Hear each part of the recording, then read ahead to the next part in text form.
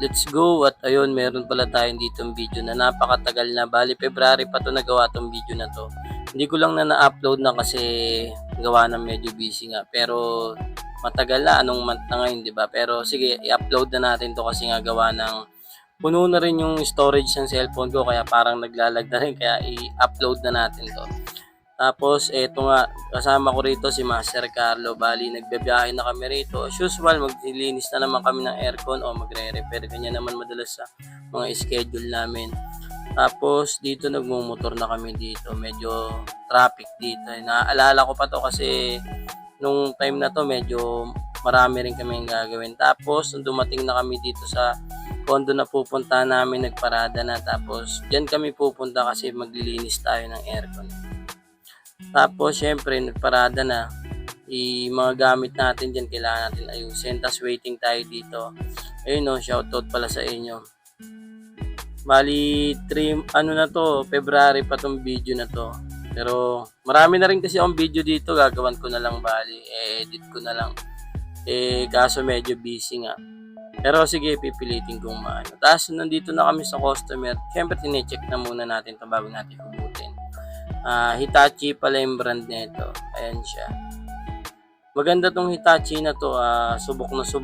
Marami na kami pinagagawa na itong aircon na to, mga ganito. Yung Hitachi isa sa matibay talaga. Kasi tignan nyo naman yung area natin. Ang lawak, diba? Napakaganda ng panahon nito nung naggawa kami dito. Kahit naman ngayon mainit-init na rin. Pero may bugso-bugsong ulan na sa ngayon eh. Kaya medyo patapos na rin yung summer. Sana nga kasi grabe yung init nito mga huli. Ayan, nandito tayo sa building. Dali, tingin. Tapos eto na, nagbabaklas na kami dito kasi nag-i-start na din kami. Tapos yan, tinanggal natin yung housing niya. Tapos sinuhugot na natin dito. Inalay na natin yung mga ano niya. Huwag nyo basta pala to hugutin kasi minsan may mga tornilyo pa. Mamaya pag hugot nyo, kahoy lang yung pinaglalagyan. Di matutuklap pa.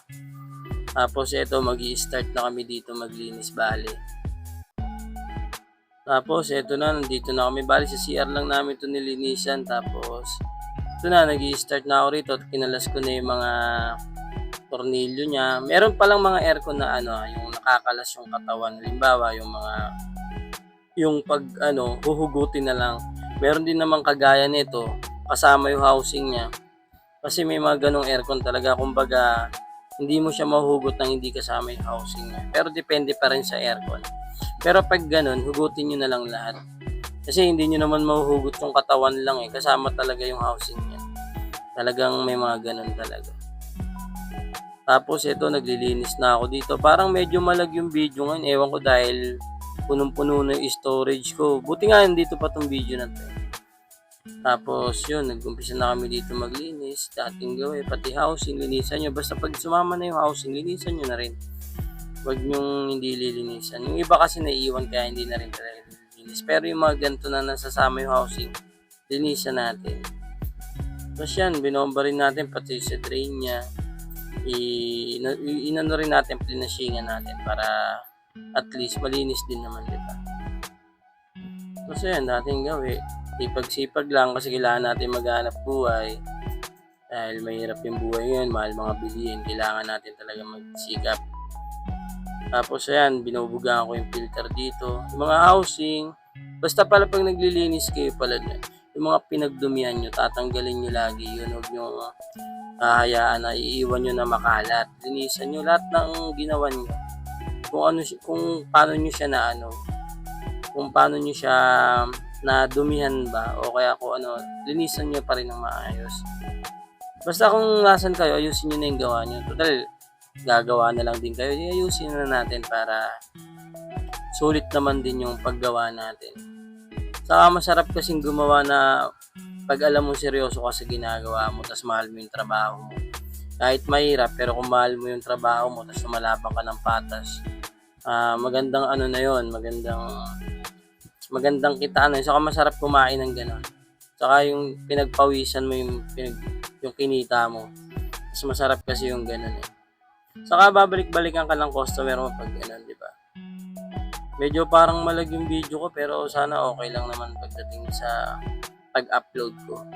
Tapos ayun nga oh, dumi niya oh, yung Hitachi na yan. Kasama talaga yung housing niya kasi nakatornilyo talaga sa kanya yung mga ano. Tapos ito yung blower niya, pansin niyo di ba ang dumi. Lalo na sa iba, panoorin niyo iba kong video, makikita niyo talagang may mga nanggigitata dahil taon na bago na palinis o kaya kung kailan lang nasira, dun lang tatawag. Mine-maintenance po talaga yung aircon. Electric fan nga pag sobrang dumi, humihina hangin. Yung pa kaya mga aircon. Saka ang sa aircon kasi pag sobrang dumi niyan nasisingot niyo yung mga debris na dumi niyan eh.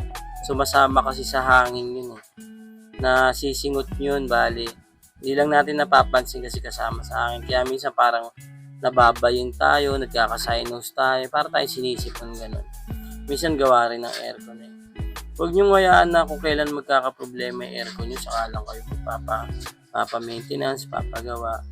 Tapos yun, nung natapos na namin. Tapos pag natapos nyo, testingin nyo. Tapos dito naman kami sa isang building. Dito lang din naman yan, banda sa Mandaluyong. Tapos yun na nga, papunta na nga kami sa customer dito. Bali, pag ganito kasi kailangan, bago kayo pumunta, kailangan i-sure nyo na may permit na o kaya may gagawa ng permit para hindi sayang yung punta nyo. Kasi minsan, mas madalas kasi pag pinapapunta lang kayo at gagawa ka talaga ng permit. Saka papicturean nyo, pasend sa inyo yung permit para hindi sayang yung effort nyo. Siyempre gumagastos tayo ng gasolina, pagod, diba? Tapos galing tayo initan. Tapos minsan yung pala walang permit, di tayo magagawa. Pag ganun kasi, hindi naman masasagot ni customer yung agad, di ba?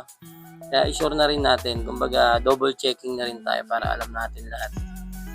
Para bago tayo pumunta, wala na gaano aberya, di ba? Papasan nyo na lang yung permit nyo, papasan nyo ID nyo, magla-logbook kayo.